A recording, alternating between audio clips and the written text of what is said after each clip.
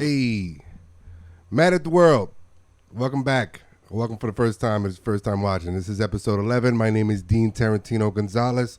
I am a Miami comedian. And it's a very good day to say that because one of our own just got hired to be a cast member on SNL. Yes, sir.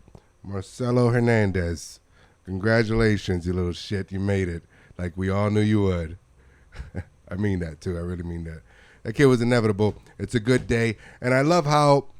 I love this for several reasons. Number one, obviously, he's from the scene, the Miami scene, and he is a real student of comedy from New York. He's from down here, so worked with him a bunch of times. Number two, he's of Latin descent, which he'll be the fourth of his kind, to be in on an SNL cast in their whatever 48 seasons. The other ones being Horatio Sanz, legend. Fred Armisen, legend. Melissa Villasenor, she's okay. And now Marcelo Hernandez, future legend. And I say that, I've always said that, and I'm really happy about that. And I love that they announced that on the 15th, on the first day of Hispanic Heritage Month, which starts in the half of the month. I don't get why that's the case. It starts on the 15th and then ends on the 15th of October. It's weird, but whatever. SNL. It used to stand for Shows No Latinos. Now they're trying to change that. Great. I'll take it wherever we can get it.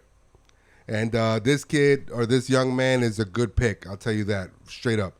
As much as we've had our little ups and downs here and there, it's he's a real comedy brother, man. Like I even say a comedy big bro because that's he's been in it 8-9 years since he was 17. I've been in it 5. Even when I first saw him, he was on one of my shows. I knew this guy was gonna be fucking huge, and I would tell him all the time. He just never wanted to be my friend, which, that's where I get mad at the world. When you're nice to people and you want to be their friend and they don't want to be your friend back, at least that's what you think and how you think about it, not knowing what they go through, right? That's when I get mad at the world with them.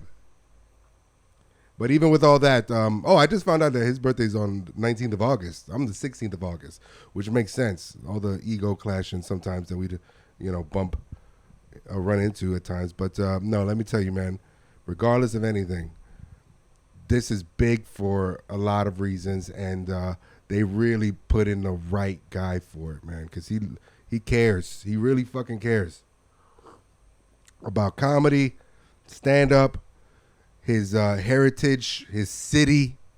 He gives a shit about all of that. So even just him making it from, being a part of our scene is going to add some type of shining light or water over here, because a lot of comedians think that Miami's a horrible place for comedy, which it is, but that's what makes us comedians here better at comedy than most of the people in those mecca cities, i.e. New York, LA. Because over here in Miami, you have 80 different things to do a night over here. Motherfuckers could go to Tootsie's 11 that stays open 24 hours and then eat at Sexy Fish for some reason. Why would they want to go to a dive bar or to some regular lounge and see a bunch of comedians talking about their dicks for an hour and a half, 2 hours? So that's the audience that you get. They just sit there like, all right, go ahead. Make me laugh. Show me why I shouldn't have a pair of titties on my face right now. Show me. Show me why my pants are dry and even and flat. Show me. You prick. You can make those people laugh. You can make a lot of people laugh. It's a fucking strength building type of audience down here. So in a way they're right, but in other ways they're wrong because they don't respect any Miami comedians. They think that we're just all fucking talking about whatever, Bad Bunny or whatever the fuck. Which, of course, people talk about Bad Bunny. He's the fucking biggest star in the world, you fucking idiot. But other than that, it's a good scene. And the light that may or may not shine, I'm not saying Marcelo's the savior of Miami comedy or the talent over here, because it still is just like any other scene. It weeds itself out every 2 years or so. A batch of new open micers come and a batch leaves. because it's hard. A bunch of people just doing it for therapeutic reasons, and they still don't get a good laugh, a good pop in their whole 5 minutes. They don't even have a good 5 minutes. Still that going on down here, just like anywhere else. It's just the difference is in New York and LA is oversaturated with that type of shit.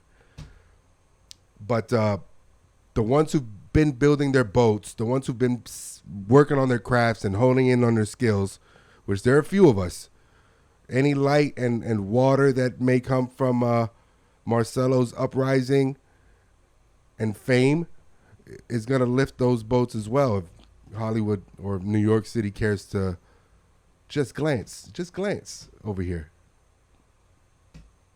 It's about time, man. 0.03% of leading roles are Hispanic descent or Hispanic. Most of them are Latin women because obviously we make the most beautiful women in the world, right? Right? That's never been disputed. That's never been disputed. The most beautiful women in the world, Latinas. I mean, so of course they put them in leading roles. There's Zoe Saldana's and all that, you know what I'm saying? Like, and listen, I'm not saying other women from other countries ain't beautiful. What I'm saying is Hollywood-wise, 0.03% of leading roles, but 30% of the population of this country is Hispanic. Whether that be Mexican or Caribbean Hispanic, Cuban, Puerto Rican, Dominican. Make it represent. Make it fucking equal out. You know what I'm saying? Make it fucking... But make it make sense. You know what I'm saying? Like Rogue One, they had the Mexico Diego guy as the main actor, which I like him, but they never explained why he has a Mexican accent in the intergalaxy. Did Mexico have their own planet? Make it make sense. They had the black blonde dude on the new Game of Thrones just cuz.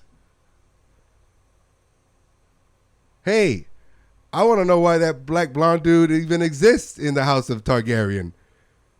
Who fucked the mailman in what castle? To get a black blonde-haired elf guy in the House of Targaryen. Nobody mentions it. And then, what? He doesn't fuck? I'm sure he has the biggest dick in the House of Targaryen. I'm sure he's fucking left and right. All those blonde bitches. On the dragon. He's fucking them on the dragon. Even the fucking dragon is like, damn, that's a big dick, this fucking blonde. He doesn't have kids. He doesn't have mixed kids. The Targaryen, it doesn't make sense. Make it make sense. Everyone's mad at the Black Little Mermaid. That's a fucking fantasy, though. Hey, you know what else doesn't exist besides the Black Little Mermaid? Mermaids, you fucks.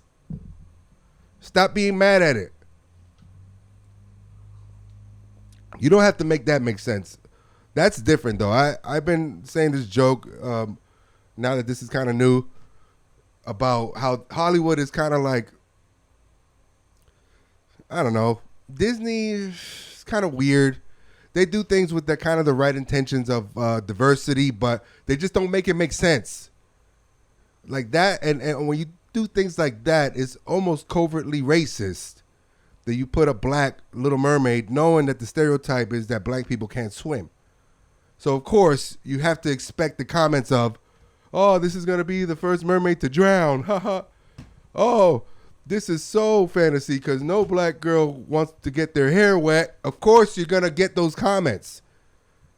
So did you expect it? And like secretly like, yeah, man, this is going to be funny.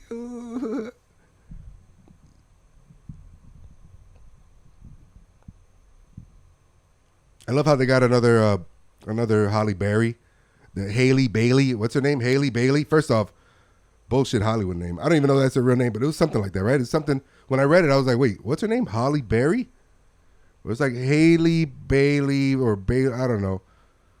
But why do they do this? They always have like 5 different versions of the same actress for like every generation. Remember Jamie Priestley? And then it was like some other girl, and then some other blonde girl, and then Margot Robbie. They literally, you put them side by side, they literally all look like sisters in their prime. Man, I loved Jamie Priestley so much. I still do. But like, she was like my first real crush. And remember that Poison Ivy movie? I guess it was like the early 90s or some shit. Super hot. That was our like young kid porn, right?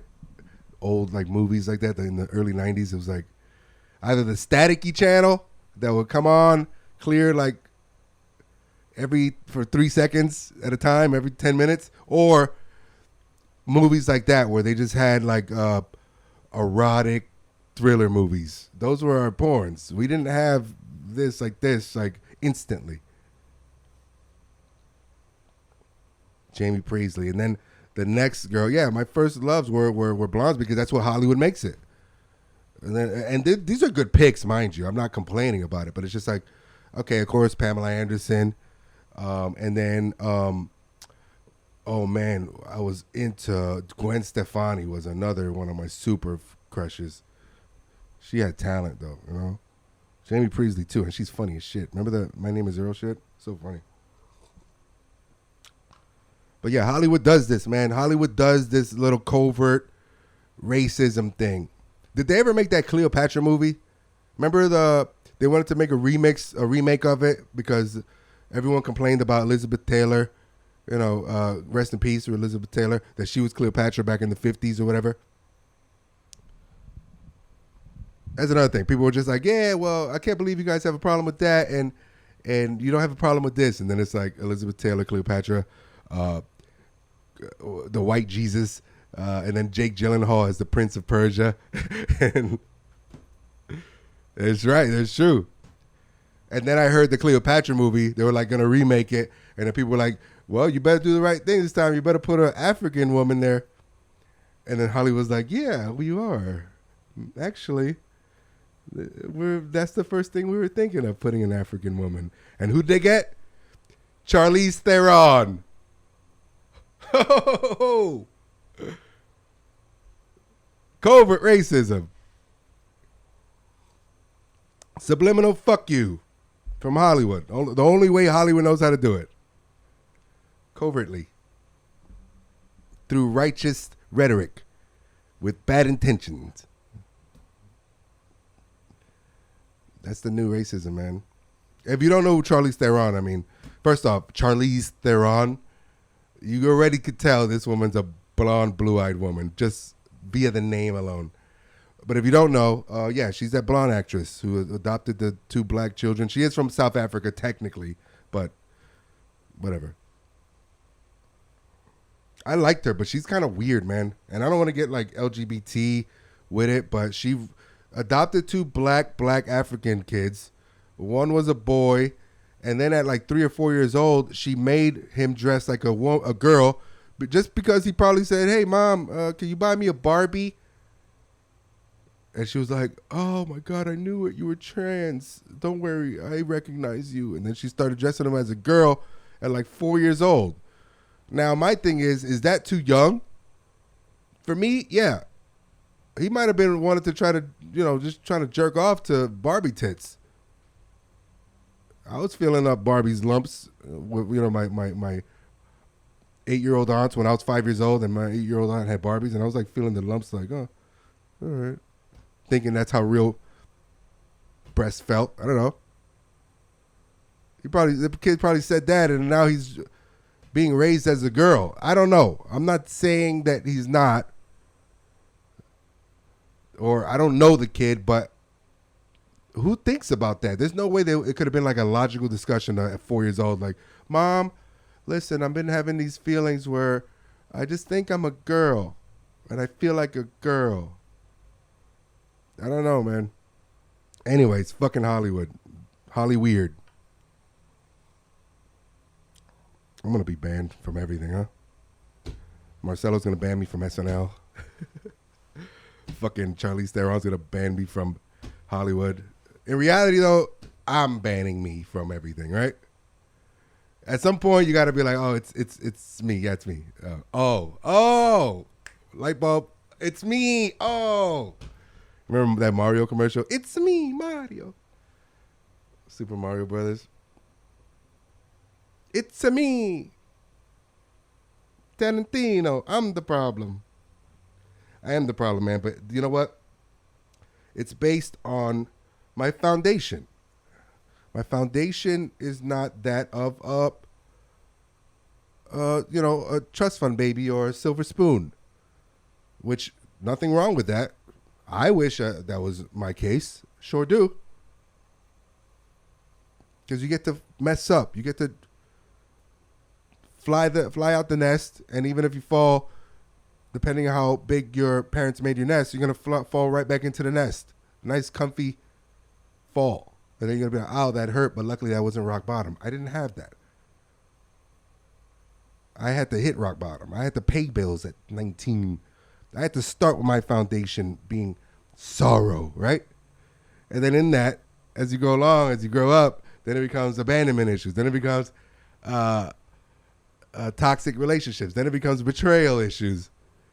And then after a while, you just like go crazy to the point where humor is the only thing that you could blanket it over to even make it dealable and manageable mentally, and to succeed or even to maintain your bills or in life, become a man and shit, right? Uh-oh, Dr. Melfi time. This is the Sopranos rebinging happening now.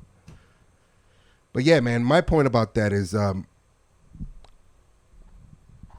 you just have to fucking see the humor in everything. You got to see the fucking humor in everything. And you got to hone it. Once you find it, you hone it. And then you fucking direct it towards your passion.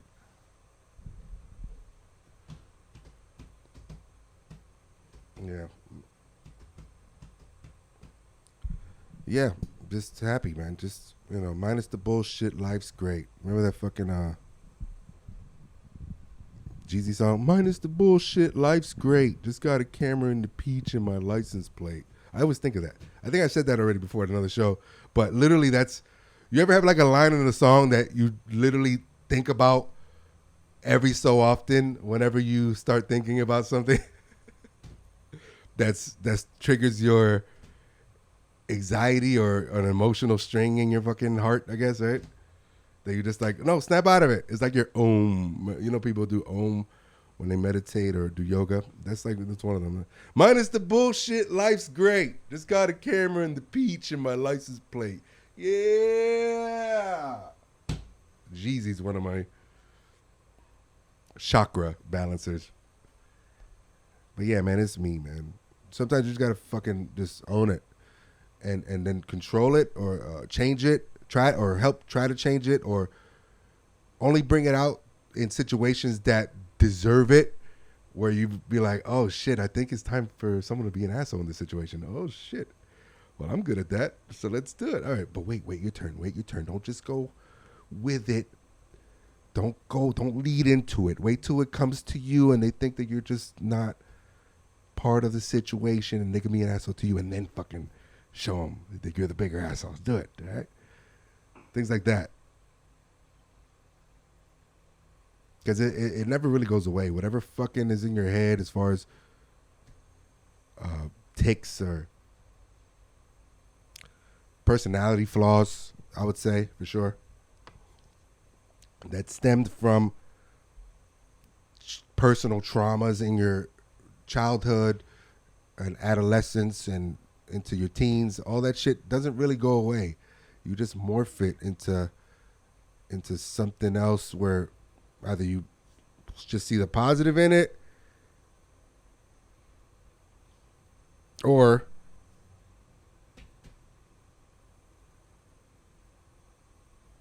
are consumed by it and then learn to use it to your advantage, for your advantage in certain situations that can call for it. I don't know. Whatever. You guys seen this this Nick Cannon shit? Nick Cannon had another kid, like a 12th kid. He just had a kid like 2 weeks ago with Johnny Manziel's former high school sweetheart. He had a kid with her, and now he has another kid with some super hot. They're all super hot too. Black model Lanisha. I never even heard of her before, but she's apparently, clout whatever, a clout model. She's beautiful, man. She's hot as shit. I don't know how I feel about it, man. I mean, I know how I feel about it. I mean, Nick probably felt after he almost died with whatever happened to him that he got a second chance at life, and he's gonna fucking create his own cast of Wildin' Out. I don't know, because they're all kind of like the same age. He's just dropping seeds like Bob Marley did in the 70s with women who feel privileged and honored to carry his seed, no matter if they're not going to be the fucking only one, because they know they're not going to be the one to change them and to settle down with. I mean, for God's sakes, he already settled down and had twins with Mariah Carey. And these women, and listen, I'm not saying they don't have self-worth, because Mariah Carey's just like, she's a human. To me and a lot of people, she's just a human who contributed a lot of great songs that helped a lot of people along the way. She's a superhuman, for sure. Great contribution to humanity and a gem. But yeah, he already settled down with her. Do you think he's going to settle down with an Instagram model? That's what they think. So the fact that he chooses them based off of how they carry themselves, which they do, that the Hollywood little clique of celebrities, they all have their little pool of super hot chicks who, grew up rich, and they just rub elbows with famous people because of Hollywood.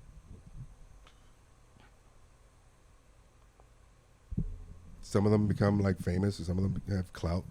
Some of them, are girlfriends of all of them. Literally, they take turns. So I kind of get it, and I'm not saying they have a little self-worth, because even them, whatever. But I don't know. I'm sure he makes them sign like a prenup agreement or some shit, right? Prenup, or in this case, pre-nut, right? Miami Comedy. Stay tuned for us. Mad TV, here I come. Makes him sign a prenup agreement stating that he does not and is not obligated to settle down with the woman, live in the same house as her, nothing. Like, he has everything. Like, I'm sure it's like a 12-page document stating what to expect and what not to expect from Nick Cannon as your baby daddy. Now, I'm sure he takes care of them tremendously, because he takes care of his staff. He takes care of all those battle rappers that he has working for him, and all those comedians, giving all of them opportunities. He has that NBC private plane, and all those kids. I don't know, but how do you even raise kids like that? I don't know. Does he have a mansion where it's like a play date every other day with all the kids, and they just see their dad on camera, on TV, and are wilding out, and then their dad shows up in a turban and sunglasses, like, "Hey, I'm your dad. What's up? How you guys doing?" They all look different. They all look different. He's raising future game show hosts and shitty rappers. It's his life, man. That's my point. It's his life. Nobody knows what that man's been through, going through. And if he has found women to deal with that situation and are happy in that situation, because there's some women who just live for that. They live to upkeep themselves to a level where they're attracting a celebrity or a star to become a rich star baby moms, and they know their role. Drake found one by accident. 50 Cent with Daphne. I mean, you don't hear drama coming out of them. They know what's up. I'm not saying it's right. I'm just saying that's his life, and I don't judge him for it, especially, compared to all the other shit that we turn a blind eye to. I mean, we're stepping to the name of love this whole time. R. Kelly got off from the first time. Remember the first time? They made a cartoon about it on that show, The Boondocks, and everyone just believed it. We all still saying "I believe I can fly" at graduations and shit. Like, it's all bullshit. If you're telling me if the media doesn't fucking approve, that's when we don't approve. No. Choose a side as far as your own thoughts about it. Yeah, you wouldn't be able to do that. Well, guess what? You also wouldn't be able to host a fucking game show, then do a tour across America with a Wild 'N Out team, wear a turban and sunglasses at fashion shows where he probably recruits a lot of his baby moms. I saw Nick Cannon at a fashion show one time. Of course, he was like hosting it for some reason. Swim Week down here in South Beach. I got a picture with him. But he is a real battle rap fan. That's what we talked about. And then he opened up like a bar grill in South Beach, the Wild 'N Out bar grill in South Beach. That was short-lived. It was right before COVID. But whatever, he was cool, man. It was cool. Nobody knows what anybody goes through, man. But I'll tell you one thing. As far as celebrities and what I hate that we still know goes through is keeping up with the Kardashians. I don't understand why. Listen, we all have our opinion about this, but the way the mom is coming out now, or it's coming out that the mom chose the sex tape in which to be released, oh man, that's crazy. Oh, that's nuts. Mind you, Ray J seems like a lunatic at this point. Ray J seems like a lunatic. Did you see him on that Versus battle where he got mad at Bobby V and this other guy for saying, "One wish, one wish, one wish, one wish, one wish," and Ray J's just looking at him like, "Man, y'all ruining my song, man." Like, that guy knows everything to do for the clout. Like, he knows what to do for clout. And then he had those indestructible eyeglasses, and he was like, "These are indestructible. You can step on these right now and they won't break." And the guy was like, "They'll break if I step on them, if I stomp on them." He's like, "No, they won't." And then the guy threw the glasses on the floor, and then the guy stomped them and the glasses broke. Ray J was like, "All right, well, that was just a prototype pair."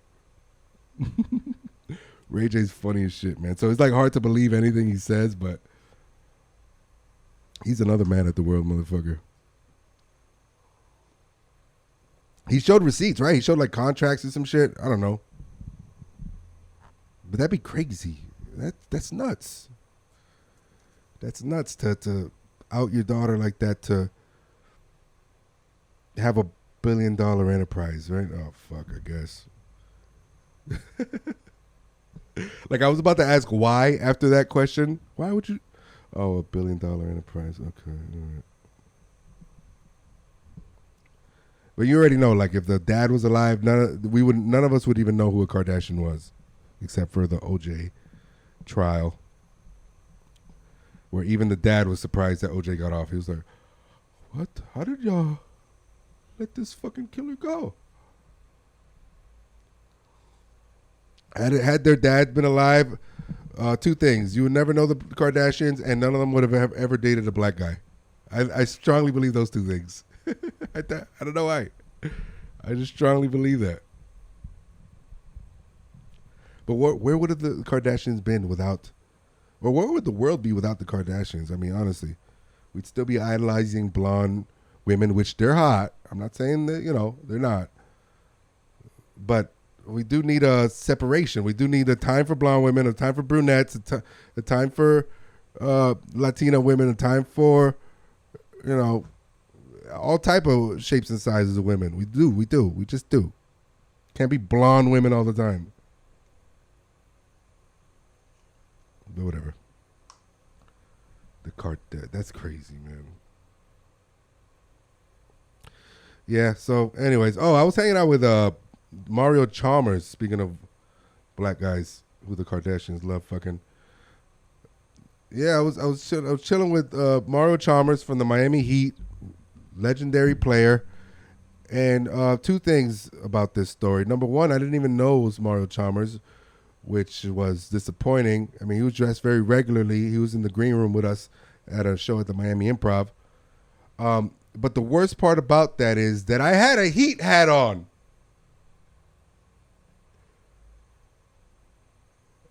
And I didn't recognize him. He just looked regular. He looked like he was just chilling. No jewelry. He had on like a sweat pants and hoodie. He was just sitting there chilling with us. It was like a lot of people, so I thought he was just like a regular wannabe comedian, like a couple other people there. I didn't know, and then I said some shit like, "Yo, you look like my boy, comedian homeboy Gamma 305, really funny, the Haitian guy," and he was like, "What, really?" And he like smiled, and so I thought he knew who I was talking about, and then he was like, "What? You look like Gamma?" And then Gamma's best friend was there, Rick, and he was like, Rick looked at him, he was like, "Yo, yeah, you do look like Gamma, man. Yo, hold up." Rick didn't even know that was Mario Chalmers either. So he FaceTimed Gamma and was like, "Look, Gamma, look, we found your your twin." You know, black people don't know how to say doppelganger. So he was just like, "We found your twin."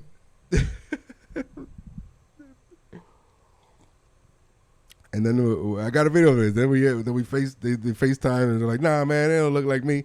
They don't look like me either."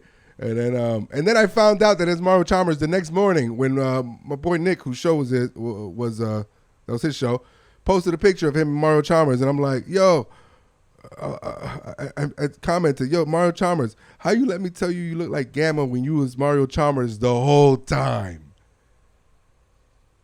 And then he replied back like, "LOL, I thought you knew.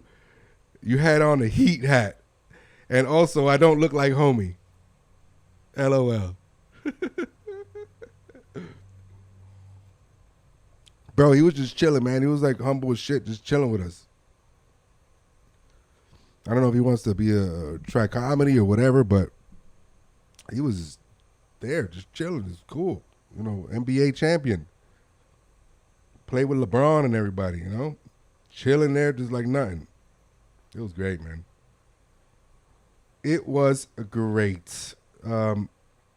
That show was cool. I got a couple other shows coming up. Teatro in 8th Street. That's coming up on Thursday. I'm excited about that one. I'm always at Red Bar, Miami on Mondays, usually. And then Thank You Miami after if I want to do a second mic. And then Seven Seas on at midnight on Mondays if I want to do a third mic and get a little saucy with some other comedians there. So then Tuesdays, as usual, Dom's. Oh, I headlined a place last week, Greystone, which is a jazz night, like lounge with a piano and shit. And fucking, it was great, man. I had a great time, man. I love that place. Tried out some new stuff, new bits. And, I'm always a little iffy about calling myself a headliner because I'm not yet. But whenever I'm put in the position to go last, and I check the lineup, I'm like, oh, yeah, okay. Yeah, this makes sense. I could do 20, 25 for sure. At 30, I start to get bored of myself because I don't have the right material yet to stretch it to 30, let alone an hour. If I do crowd participation and stuff, which I actually like doing, and I want to create a strong crowd participation bit, then yeah, it's a possibility for sure in a couple more years. But comedy journey's going well, man. Like and this whole thing with one of ours joining SNL, which is a hard job. Think about it. It's only like 12 cast members, and you're one of them. And then they've only had 3 other of Latin descent people before you. Jesus, that's like a 0.002% chance of making it, you know? He's getting paid good too, man. I'm not going to mention how much he's getting paid, but that's the part that I really want to fucking feel, man. I want to feel the money of comedy, like the big money of it, you know? I'm not doing it for the money, obviously. You're not supposed to. And you're just not supposed to do anything for the money, but I'm talking about any way possible. I'm doing 3-4 different things besides comedy to try to get to that $1 million bracket, man. You got to, man. You got to, because I was born without it, but I want to die with it. Born broke, but I'ma die rich. Remember when Plies said that? Every time I listen to Plies, I get dumber. But he says some cool shit when it comes to money and shit, right? Born broke, but I'ma die rich. All these motherfucking counterfeit. What you want to call it? Yeah, he just makes you dumber. What you want to call this? I don't know. Call it recording because you recording in the recording on the way. Huh? What the fuck did he just say? What you want to call it? Call it recording because you recording in the recording on the way. On the way? I'm talking about every time he's funny as shit, but I had to unfollow him on Instagram because every time he would say a rant, he just make me dumber after I watch it. Now one of those things is chakra string for me. Anyway. One of those words. What is it? Born broke, but I'ma die rich. Anyway. Plies. Yeah, man. I can't wait to go out to Cali. I got a couple more trips coming up before the end of the year that I'm really excited about. Comedy still is fresh in my brain, especially now. I feel reinvigorated. There's something in the water. I've always said it here in Miami. It's not done. We still got me. Still got Mario Ramil, Carlos Hernandez, Manny Garavito still, has rooms everywhere every single day. Have Nots Comedy still doing their thing around here. Like Chris Cilio, you know what I'm saying? Like there's still a few people that if they just had an opportunity of just a limelight of something, of someone, they'd pop. They'd pop and people will really see that Miami, I think. Now, mind you, I've never been to Austin, but people just went to Austin because of Joe Rogan. So I don't know. I think Miami's going to be popping soon as far as respected in comedy. It's not just going to be a place to come to retire from comedy like some people did, Whatever. We'll see what happens. I'm excited what the future holds. But I'm still more excited to move out to Cali anyways because L.A., I don't know, man. L.A.'s such a vibe. L.A.'s like taking all that stuff that I mentioned before about your foundation and then that's your roots and then you plant it in the Cali environment soil of creativity and motivation and dream chasing. And it just grows like a cool, weird fucking... I'm barefoot, by the way. Sorry. And you just grow like your personality and your skills grow like cool and weird, like it's a weird TikTok dance with the tongue out too. Or those Joshua trees. You ever seen a Joshua tree? That they grow weird because they're in the equator, so they're the only trees that grow like that. That's what Cali is to me. Just taking wherever you're from and the roots and then planting it over there. And then seeing how weird and cool it grows. A different version of your real self. I can't wait, man. I don't know what the future holds over there. All I know is I'm going to keep doing what I do over there. I try not to be so mad at the world over there, but, you can only be who you are, man. That's it. How annoying is it that those trees are called Joshua trees, by the way? Who the fuck is Joshua and what a bitch name for some cool abstract trees? Shit should be called fucking Jose trees. Make it fucking true geographically. It was a Mexican country. Should be called fucking Juan trees. They grow like this and shit. They grew in bad soil, environment, foundation. They still grew cool and weird. That's us. That's me. That's not fucking Joshua. Fuck a Joshua.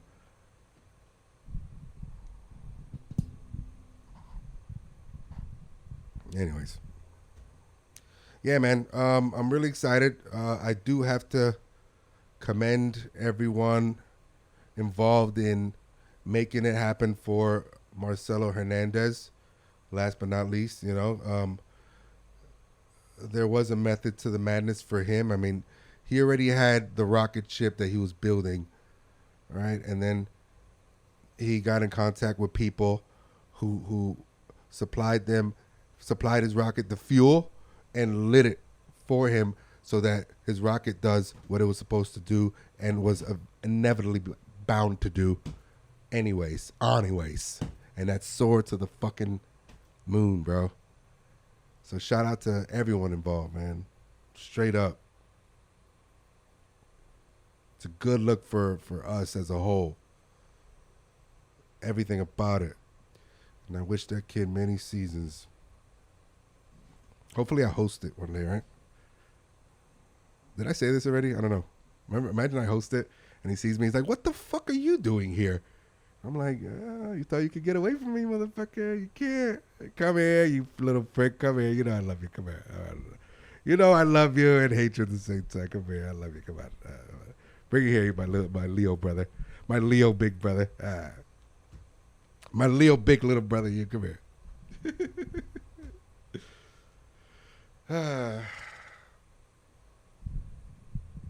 That's life. I love it, man. Anyways, tune in October 1st to Saturday Night Live to see him do his thing. I think he'd probably be like one of those weekend update guys. That'd be so dope if they make him the weekend update guy. So dope. I mean, fucking incredible. He's gonna have his own TV show after that. And follow me on Instagram as usual, Latino_Tarantino 2X. Leave me a comment, leave me reviews. I see a few people commented and left reviews already or a comment or whatever. I appreciate you guys. One of my last episodes, the Lizzo effect, got like almost 200 views. And, I got a couple dislikes because of the whole Lizzo thing. And they think I'm trashing Lizzo. No, I'm trashing diabetes and the fucking agenda that's being pushed on minorities. So anyways, listen to that episode. It was a fucking good one.